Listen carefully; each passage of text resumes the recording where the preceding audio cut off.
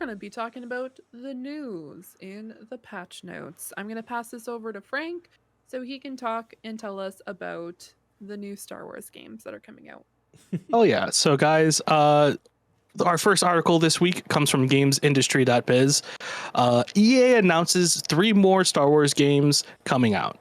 So in a week of kind of so-so news, there hasn't been really much in terms of news this week. EA came out of the shadows of Battlefield 2042 and reported that Respawn Entertainment has basically taken over the entirety of their Star Wars game IPs and announced that Respawn is currently working on 3 Star Wars titles, a sequel to 2019's Jedi Fallen Order. That's cool. I'm excited for that. A first-person shooter, single-player first-person shooter, as Harv said earlier, and a strategy game in collaboration with the XCOM developers. So that's a lot of games to be announced there. I'm sure we'll see a lot more of what's kind of going on with these games coming around E3 time, June, July. But as much as I want a Titanfall-esque Star Wars shooter, I do have to admit it is kind of off-putting to me to see EA putting all their projects on Respawn, given what they used to do with their studios like DICE and Visceral, where they'll put out a really good product like Dead Space or Battlefield 3 or 4, and then EA just bombards them with projects because they know they could do it, until that studio is basically just like, yeah, we're kind of burnt out and our games are starting to show for it, and then EA just kind of takes them out back and puts a shotgun to them and then finds another studio to do this to. I don't know. How do you guys feel about this? I've dealt with EA for a long time, to the point where I've kind of already lost 2 of my favorite studios to them, Visceral and DICE. So I kind of see what's kind of going on. But what do you guys think? I'll go in real quick. So we're actually at the end of their 10-year deal that they actually head up with Star Wars and stuff like that. So the real reason, cat's getting crazy. The real reason is. The reason why we're getting these games at all is because they have 1 year left and they have to announce something. And so they're announcing 3 projects that they're working on. And then after that, their deal's pretty much done. Really just to show face so that way they can potentially work further with them. And I think that giving it to Respawn, which, given your context of everything that you said, I think that it's in a much better place at Respawn, given their history, their previous history before they even became Respawn. They were originally Call of Duty devs that then made Respawn. Originally Infinity Ward devs. Yes, Infinity Ward devs, which, made Respawn and honestly made really solid splash with their first game, Titanfall. I'm a huge fan of Titanfall 2's story. So the fact that we're getting something close to that from that dev, I'm very excited to see what they're going to do to push the Star Wars forward, because their first entry, Jedi Fallen Order, is a smash. If you are a fan of Star Wars, Dark Souls-y-esque games, it has some of that, but you can really play that game as you go. And I'm really excited to see what they do with different also genres for people. So it's not like, hey, we're not only focusing on first person for people who can't play first person games. We're going to try something else, and maybe this is more appealing and more accessible for some people. So we'll work with XCOM and hopefully do sort of like an up top down approach, or however they decide. That to me is very exciting. The fact that they're branching out with these last 3 that is really tied to them, because we also have Ubisoft has a Star Wars game, and like Massive has a Star Wars game. So we have many games coming, and I'm excited that there's just going to be a wide branch of Star Wars, because it's felt like they've done one game every 3-4 years, and I like Star Wars. I like playing Star Wars games, and I need them now. Yeah. What about you two? Yeah, I'm a big fan of Star Wars in general. Yeah. I think of all of the studios to give it to, I mean, I feel like Respawn was a good choice. I totally get what you're saying though, where EA does have this history of being like, you're our successful studio, here's 1 million projects, figure it out, and then they're no longer the one shining studio. So that, that is a good place to be hesitant. But I'm not a first person shooter kind of person. I really enjoyed Fallen Order, so I'm excited to see more from that. And I'm not a big XCOM fan, but I might check this out. But I'm just really excited. I want to see this universe in new genres. I'm very excited for the deal to be up so we can see new studios working with this IP. And I think this is the start of a very successful future for Star Wars video games. Yeah. Yeah. No, I like for myself, I liked Fallen Order. I tried it for a little while, like I own it and I was playing it for a bit and I enjoyed it. But I think when I heard that there was going to be a Star Wars, like a XCOM-esque Star Wars game, I was just like, this is exactly what I want. Like this is something that I can see myself playing because I love XCOM. Out of the 4/5 of us, Mhm. I've played the most XCOM, and when it comes to turn-based games, that's just really up my alley. Even though like A Fallen Order was great, the story great. Um, First person shooters are 1000% not my thing. But XCOM has always been kind of something that I've just really enjoyed. It is a really, really great series if you haven't checked it out already. I think the first time I ever played XCOM, I sat down and was just like, it's okay. And then the second time I played it for like 12 to 13 hours straight because I was obsessed. Mhm. So having like I've always loved Star Wars, and now having like an XCOM Star Wars game, I'm just like, hell yeah, this is exactly what I want. So for me, this is really exciting, just because it's something that's a lot different than the other IPs and the other types of games that they've released over the years. So also, it's really great for people who have motion sickness issues, and that is right up my alley. So I think it's going to be really great to have like some like a little bit more strategy and have to like really think out your teams. If they play almost the same way that an XCOM game does, that would mean that you have to like think out your team beforehand, try to think like, okay, when it comes to like things like coverage, and which I'm kind of interested to see how that works, depending on what characters that we actually get to play with or who gets to be on your team, and etc. Which now, even talking about this now, makes me really want to play XCOM. So I might Mhm. actually re-download it this weekend and And play it. instead of playing XCOM, may I suggest one of the other masterpieces in the strategy game pantheon, and that is Mario and Rabbids Magic Oh my Kingdom. god. Anyway, No, no, no, no, no, Fee. no, no, no. Hold on, I'm being very serious about that. And I Oh, you're being know. serious. Okay, no, let's because see. that, Let's that hear it. the game is really fantastic, and I know that you're Yeah. making fun of because of the rabbits, but the game itself is actually a solid XCOM like in that sense. And honestly, it's given me more opportunities to enjoy the genre of the game because Yeah. I went from playing that to then the Gears of War Tactics game and had that muscle memory from playing one to brought over to the other. So I'm just saying in terms of games, this is excites me that now I'm getting one in Star Wars. Yeah, no, for Yeah. sure. No, and I've heard the same thing. I've heard Mario Rabbids is a really great game, Yeah. for strategy, turn-based. Always on sale. And yeah, it's always on sale. Also, like the reason why I want to go back and play XCOM is I want to finish XCOM 2. I was playing it and then I got distracted by other games, so I'd like to go back from the beginning, play through XCOM 2 so I can play the kind of like pre-sequel that came out later Yeah, on. I think I Yeah. remember what you're Yeah. talking about. Yeah, yeah. So yeah, I have I need that, and I to. haven't played it. Fee, I just have one more question for you Sure. while we're on the topic of XCOM.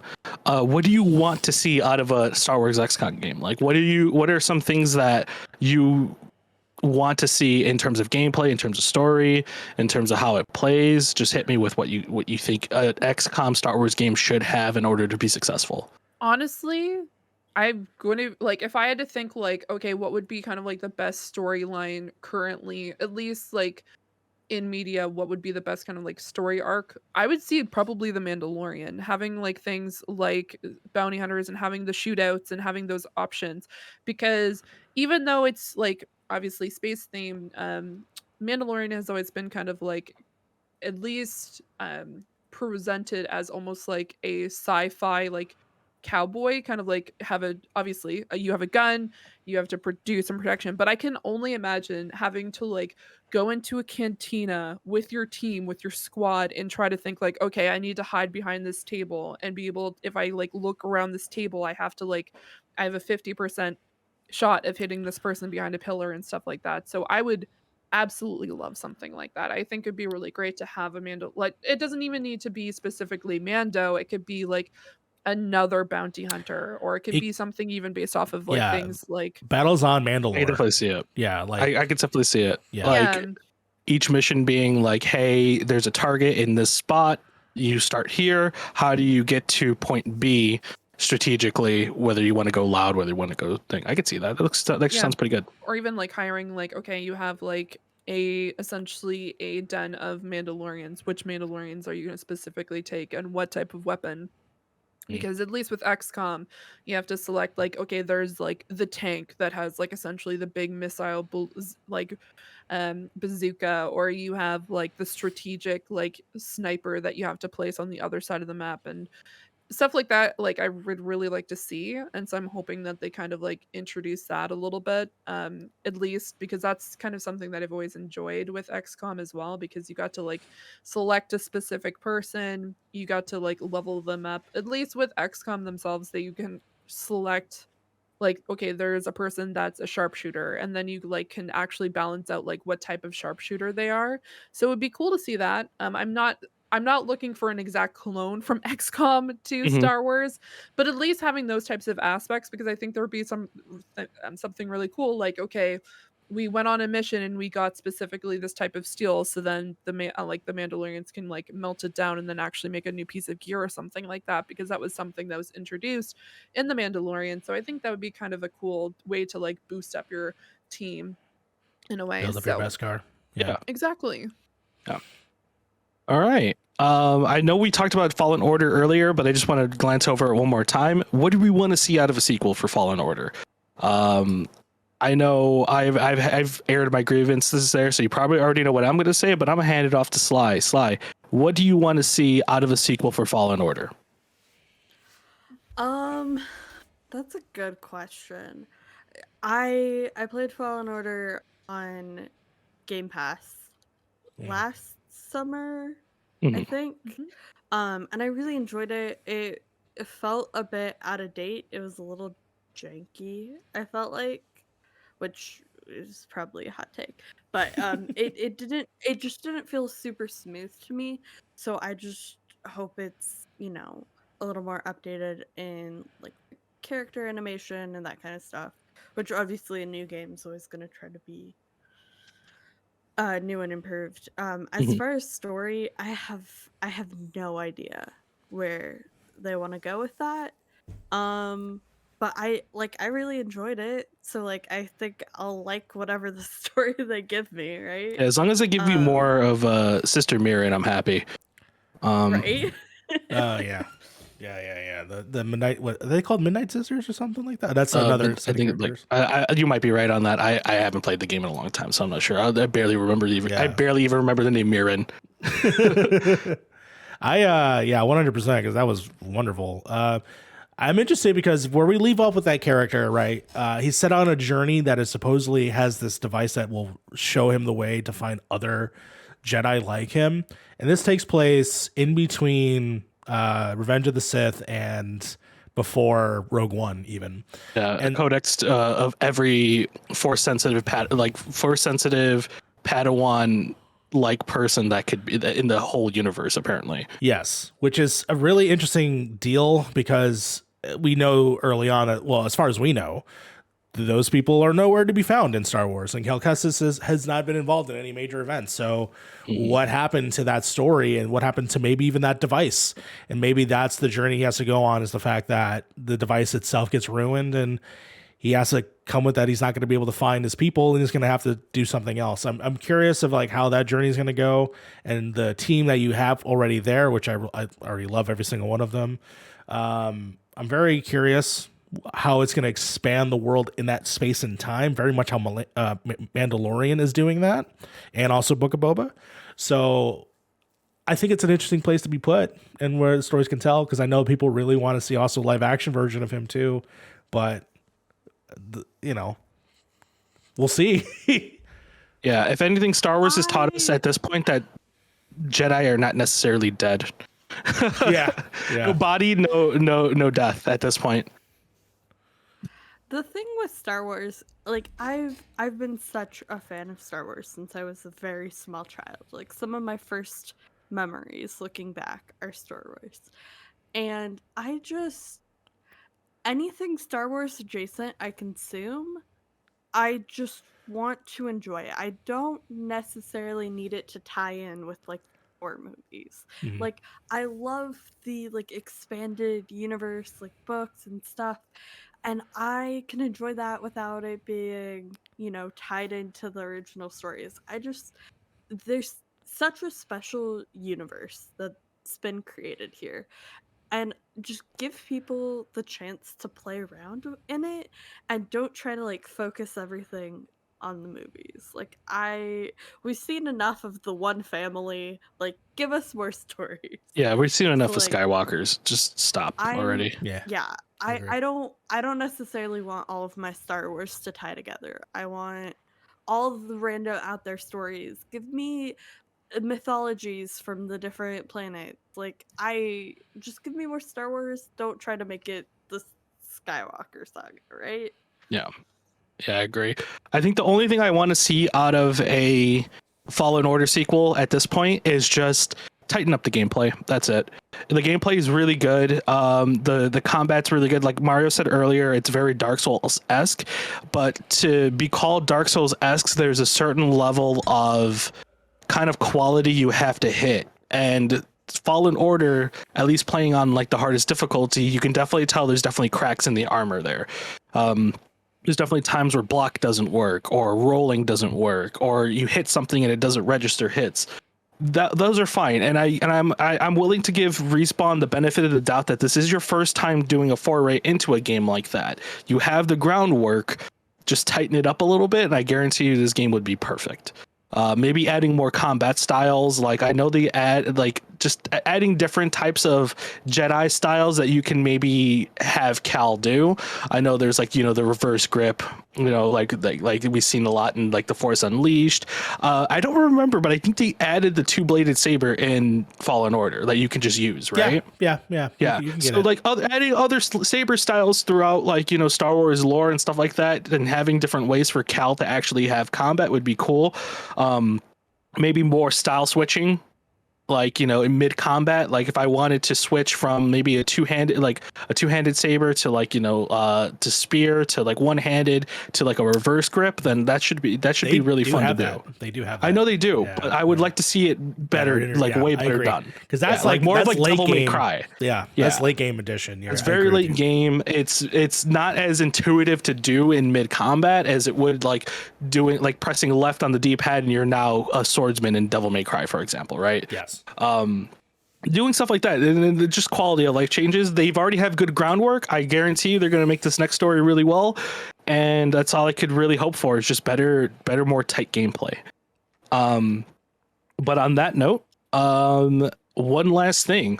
So there was a Star Wars FPS announced as well. I know not everybody here is super hard into FPSs, but for the few that are,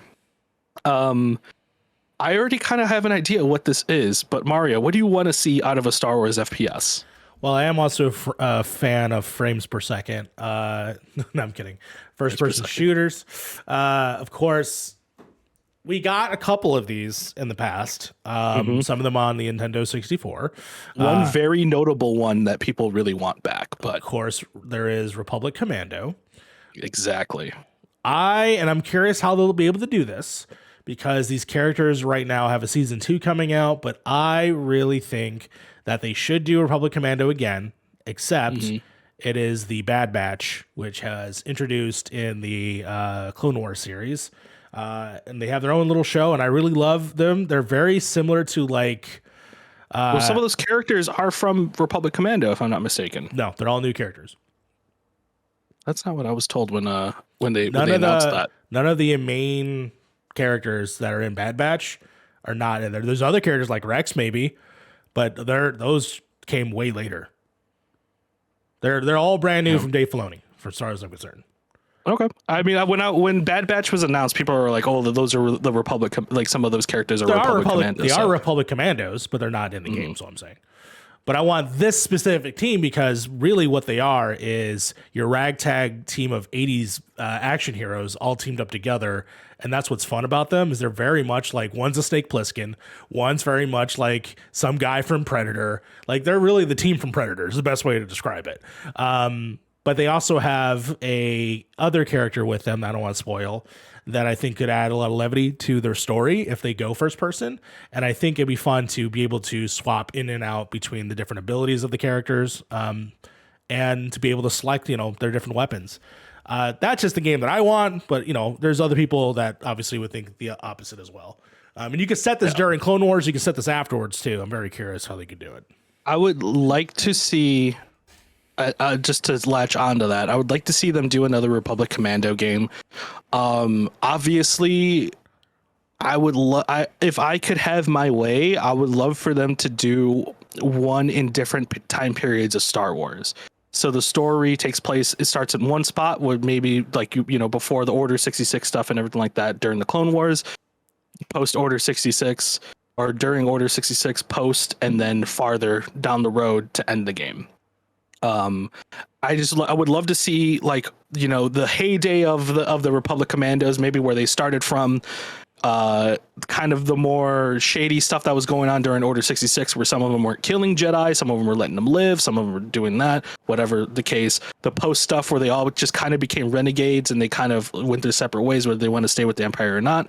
And then the further stuff, which I'm guessing is where Bad Batch is kind of at, right? I haven't watched Bad Batch, so I'm not sure. Bad Batch is literally right after Order 66. So yeah, so there's a part in that then there you could probably use based on current Disney lore. But yeah, I would love to see more of that, and I would love to see, like, what happens to what's going on with the Republic Commandos during the Luke Skywalker stuff in, like, The Force Awakens and like all of that. Like, where are they at?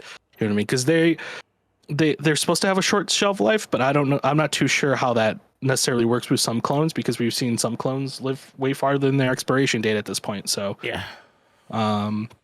Who knows? But I would love to see another Republic Commando. That game was really fun in the day. Even modern, if you want to go back and play it now, it's on Steam.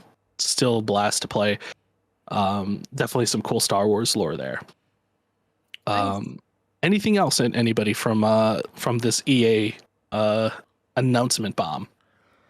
Other than I really hope for the best. I mean, that's all I can really say. I think they have the talent behind it. I'm very curious about the execution and where going forward.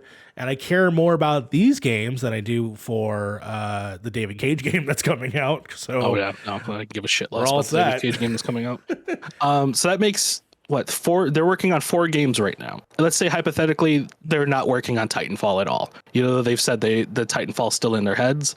That's 4 games and Apex. Respawn's working on right now. Because remember, Apex is still going strong, so they're still working on Apex. I don't know, maybe it's like a small skeleton crew working on that right now, but Apex was the second most searched thing on Twitter all of last year for gaming. That's crazy. Yeah. They've done a good job. They've done a good job keeping their audience engaged. Personally, I'm not into the battle royale genre as much as I used to, but I mean, it's still alive and well in some cases, whether it be Fortnite or Apex. So they definitely have a lot on their plate right now. Not Hyperscape. Not Hyperscape. But we're just gonna run through these tidbits really quick. There's not a lot of big ones here, but if you guys have something to say during this, please go ahead and say it. Interrupt the shit out of me if you have to. Our first tidbit comes from GamesIndustry.biz's James Batchelor. Sega exits the arcade business after 56 years. This to me is absolutely insane. Rest in peace, man. Rest in peace. This is so sad. What are you going to do with new Yakuza games where you can't go in the Sega arcade areas? That's ridiculous. Oh, it's true, yeah. I forgot. I was like, what does this have to do? What does this have to do with Yakuza? I was like, yeah, that's right. There is our little arcade areas you can go to in Yakuza and play old Sega games. No, it's just, man, in a way, it's like, I hate to obviously say the same thing everybody else is going to say, which is end of an era. Yeah. But it really is. It's really insane that we're finally starting to get to the point where, like, those old companies are just like, what, the stuff that we really built our company on is just not profitable anymore. There's no reason to really make it. Nobody really cares. No. I don't think it's that. I truly believe it's COVID. COVID is the one thing. What is the one thing you can't do? You can't go to the arcade to play the games and put monies in the corners. And this sucks because in Japanese culture, Yeah, exactly. Like in Japanese culture, their arcades are everywhere, and I feel they're must be struggling during this period, which depending on how they're doing with COVID right now. The arcade thing's a little bit different when the arcades you're seeing in most of these arcade parlors are just the name is I just lost Dance the name. Dance Revolution. Is that what you're gonna say? No, it's Fee, you know what I'm talking about, the little gambling machines. Pachinko machines? Pachinko machines, yeah. Most of these things are just filled with pachinko machines now. That's why Konami is still making pachinko machines, because it's profitable. Sega, I don't think makes a lot of pachinko machines. I could be wrong on that. I didn't do research on what Sega makes in terms of like other stuff, but I mean, I think the market for old school arcade game stuff is just not there anymore when your businesses are just getting populated by pachinko machines. If you're a business owner at an arcade, why would you want something like an old school Sega racing game or something that's going to drive a lot of profit in a pachinko machine? It makes no sense. It would make sense to drive out those old arcade machines. Oh, found some information. Give us. Actually, funny enough, Sega Sammy splits video games and pachinko machines into separate companies. This was actually from GameBiz, industry.biz last year. Got it. Around this time. Interesting. So essentially at that point, what they did was they split the two companies together, and now they're just closing the video, probably at this point, the arcade section, but I don't know if that also means that that's going to affect the actual video game aspect, because pachinko machines are still going crazy there. Yeah, that's what's filling up arcade rooms right now. It's pachinko machines. Yeah. For people who aren't aware of what pachinko machines are, they are essentially video games that you can play in specific areas in Japan. You get, you go with your prizes up to the concession stand or whatever that might be. They give you items, you go down the street, and then you can trade them in for money. Mm-hmm.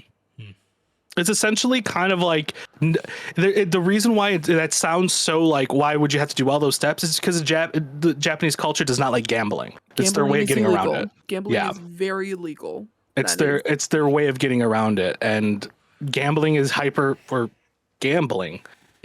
popular in Japan through pachinko machines. But it's not gambling. It's not gambling. Not gambling. No. Doesn't count. Not gambling. No. Yeah. It sucks. It sucks because in my head, that's exactly what I thought, was just like, hey, they're giving up gaming for the obvious, money making route, which is pachinko machines, and it sucks. You know what I mean? We've lost cool titles to this because of, pachinko machines. We lost Metal Gear and Silent Hill because of this, basically. Yeah, that sucks. It's an end of an era, but company, you can't also blame a company for wanting to drive profits in certain areas that are very profitable. Yeah. I can't blame them there. They got to make their money somehow, especially Sega, because other than Sonic and Yakuza and Persona, they really didn't got much else anymore. Get in that NFT business, you know what I'm saying? And get the NFT pachinko machines. Watch. Mark my words, it's happening. Our next tidbit comes from IGN's Jared Moore. Uncharted devs seem to want to make another sequel. It's a world we want to see more of. I'm surprised that this is even coming up personally, because I would expect them to make another sequel anyway. Either though Uncharted 4 ends the way it does, it's very obvious that they're not just this is an IP. Sony is not gonna let them not make another Uncharted game at any point. There's a movie coming out. Obviously, it's a movie coming out. Next. It is literally I want them to take this world and pick a random character, very small, so you see him once. Give that character a game, random, small, minor. I want them to flesh out this world. Zombie number 5 from story. We got one Zombie. story, right? I think it's a great world for them to play around with, but does it need to be about Nathan Drake? Is the question. I personally want his daughter's story and her continuing love for it. No, because then it keeps Nathan Drake in the story, and he could become the new Sully, and I think that would be fun. However, that's what they basically tease at the end of Uncharted 4. Of course. However, Nadine and oh my god, I can't believe I forgot her name. She's Claudia Black's the actress. That game is awesome. So I think that if we do more in that direction, I'm all about all of it. That's where I'm like, I agree with you there. I 100% Nadine and whatever her name is off the top of my head. It's late. I'm losing names here. Or Sully and Nate's brother. I would like those two. Just don't give me 10-year-old Lara Croft. I don't want it. She wouldn't Let's be not 10. do that. It'd be older. It'd be later. She'd be like 15 years old. I don't care. I don't want that game. That It'd be game 20. sounds boring. I don't know. The last time we saw a man who ended up having a child with one of the girls' side characters from their series who decided to also become an adventurer, and they decided to go to South America, and then we don't talk about that film because it was not great. I think that was a great What is this example reference of to? it is reference to a movie. We As don't talk about it. we don't talk about that. We Like don't talk just like we about did about Bruno, we don't talk about that particular film. Even some of the actors weren't particularly thrilled with the film itself, so that for that reason, no, I think that's a good. Like, I get that would be kind of cool, but I think that there are definitely some characters that we grew to love during Uncharted that we could like see more focus on rather than Nathan Drake and his family. So True. Yeah. Um. I'm really coming out this episode anti-Skywalker, anti-Drake. Anti-Drake. Fuck Drake. establishing Fuck families. the song Hotline Bling. You know what? Anti-straight white No. male. Take it. Take that. I mean, yeah, not? I'm not going to disagree with that. Anyway, on that note, our next article comes from Polygon's Owen S. Good. Ubisoft executive, angry gamers do not get NFTs. Ubisoft actually got really pissy over the weekend because people are obviously backlashing because they're adding a lot of NFTs to their NFT stuff to their lineup and everything like that. And I just have to, I thought about this before the podcast, and I just have to say this. In a world where Ubisoft listens to absolutely everything that their audience wants them to add into a video game, just look at Siege. Literally everything under the rainbow is added on there.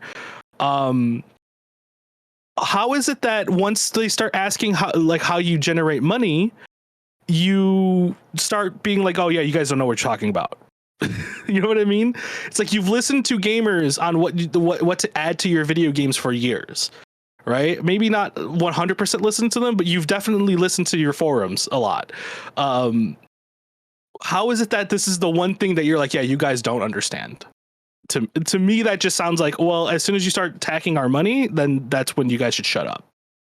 There just hasn't been a good implementation of this technology that makes sense to me, other than the one time that I was sort of agreeing with, like, oh, cool, digital artists can actually get paid for their work. But then at the same point, it's just like, well, then everyone's making fucking monkey faces, and like, just give me a good implementation of why this works in video games, and then maybe I'll consider it. But right now, it's just all theoretical until I see something cool. Yeah. It's just a lot of nickel and diming coming from a company that already nickels and dimes the shit out of you. With literally everything. You try to play a Ubisoft game, you see one skin that you like, it's probably $5 on day one when the game just came out. I don't get NFTs, and I'm not angry, so fuck you. Okay. Take that, Ubisoft. honestly, as someone who likes to try to keep up with tech, I don't understand NFTs, and I do digital art, and I I still don't don't know understand what NFTs are. generate revenue. That's my I'll thing. send you a video. You'll understand You it place afterwards. it onto I a don't care. specific place. You make apparently a bunch of money that doesn't exist because you can't withdraw that much money, because then you would like essentially like destroy, like, I don't know, Space-time continuum. space-time continuum apparently. And then people are getting upset, and people don't like NFTs because then you're essentially a sellout. And then they have things like Jimmy Fallon and Paris Hilton talking about their own NFTs for a long period of time on a talk show. And that's what happens. Apparently, Well, I don't know.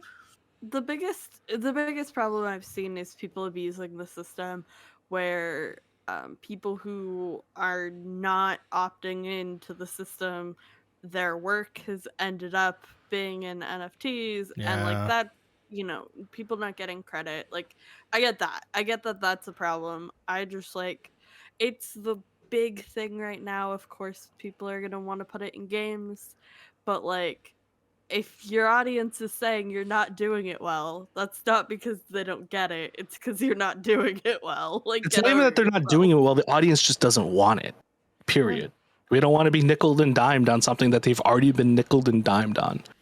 But on that note, speaking of things that people don't get, Ubisoft doesn't get how to make a good video game. This comes from the gamer's Joshua Robertson. Hyperscape shut down in April 18th, months since launch. 18 months since launch. No. If you guys remember, Hyperscape came out about a year and a half ago, or about a year and some change ago. Nobody remembers it because it came out at the time where Ubisoft just said, "Hey, everybody's doing a battle royale. I guess we have to do one as well. So let's make the most weirdest battle royale we can possibly make and it not be fun whatsoever." And nobody played it, and everybody dropped off. The only people who were playing it were people who were paid to play it, so they just lost money at that point. Quick thing. First of all, I was not paid to play it. Thank you for saying that. I had to. I played it early because this is one of the first big events I got to do, which was play with a bunch of press people. And I was like, "This is interesting. This is not going to go anywhere." And sure enough, 18 months later, exactly that. This is not. Yeah, I'm more talking about the streamers who were paid to play it. It was very obvious how every streamer all of a sudden wanted to play this new game called Hyperscape. They looked like they were having so much fun playing it. Yay! Go back and look at the footage. They looked like they were dying. Good riddance. Stop making games that are just the same thing as other people and not realizing why those games are successful in the first place. Does anybody have any other experience with Hyperscape? No, I played it like once. It was terrible. I just found out what Hyperscape was. That was essentially all I can add to this was I Googled it and I found out what Hyperscape was. It sounds like a disease, right?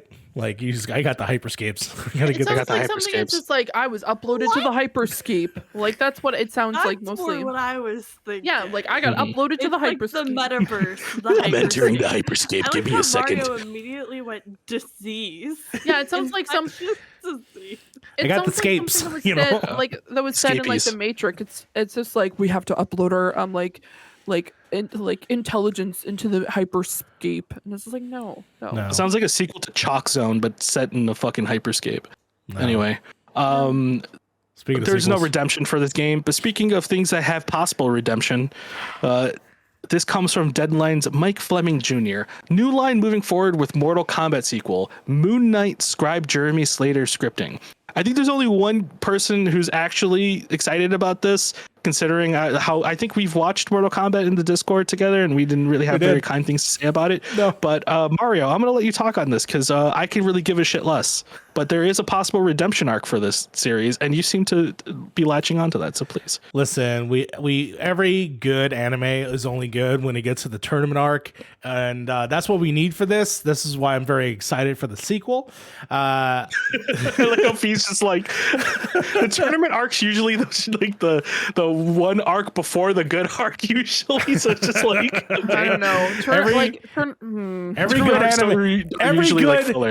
good anime has a tournament arc, and you know what I'm talking about.